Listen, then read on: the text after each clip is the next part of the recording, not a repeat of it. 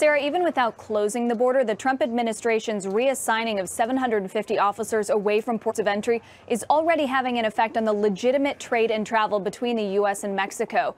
Customs and Border Protection sent a memo Friday to carriers and importers that CNBC obtained, and it says to lessen the impact, ports are realigning their workforce and limiting or discontinuing some services, and that CBP will continue to monitor the situation to restore services as soon as operationally possible.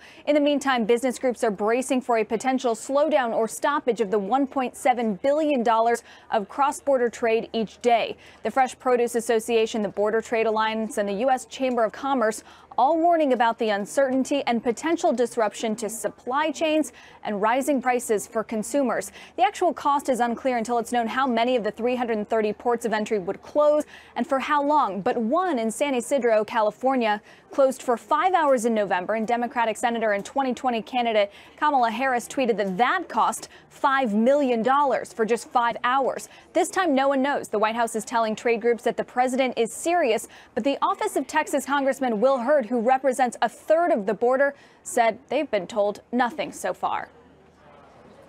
Kato, is this likely to materialize?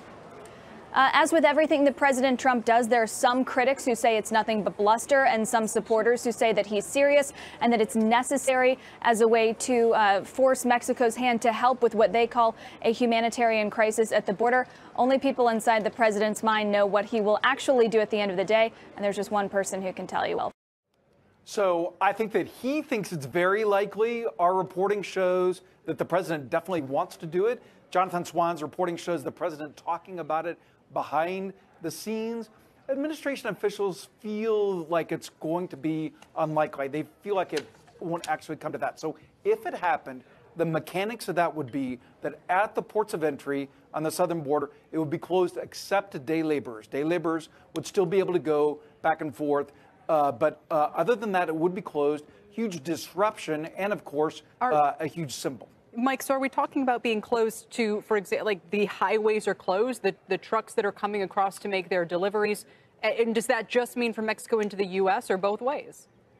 So, and you put your finger on a great question, that this hasn't been worked out. This is just like the president's view on health care. The president tweets these views, takes people by surprise, says them to the pool, and then people try to work out the policy. So there is not a secret policy of exactly how this is going to be done. It hasn't been worked out. And that's why administration officials tell us they don't think it will ultimately happen. But they say the president is not bluffing. He is, as he says on camera, deadly serious about it, may want to find a way to do it. But I think, as my grandmother would say, cooler heads will prevail.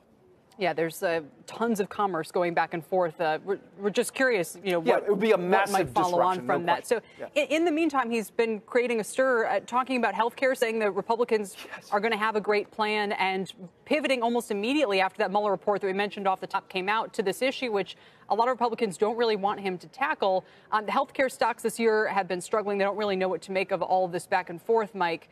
And is there a plan? No, you're leading the witness there. For sure not. And here's the dilemma among Republican officials. And our reporting shows that Republicans on the Hill, even some people in the cabinet, unhappy about this, think it's a fight that they don't want to pick. So here's what's going to happen here. If this case were to come out that Obamacare, the Affordable Care Act, were to be struck down, it really is true, as you read, that potentially 20 million people could lose their coverage. Now, the administration is out there saying they'll try to preserve pre-existing conditions. But again, there's not a plan for that. The top House Republican, Kevin McCarthy, calling the president person to person, saying he doesn't think that this is a good idea, that this is a political problem. Just as I was walking over here to the camera, I talked to the Axios healthcare editor, Sam Baker. He had a great line. He said, Republicans better hope that they don't prevail, because it would cause both policy and political problems. It's rare that you get that doubleheader. So, the president's Mike, view, and you can see what, excuse me, just real quick, the president says that Democrats are going to bash him on this issue anyway, so he may as well take the offensive.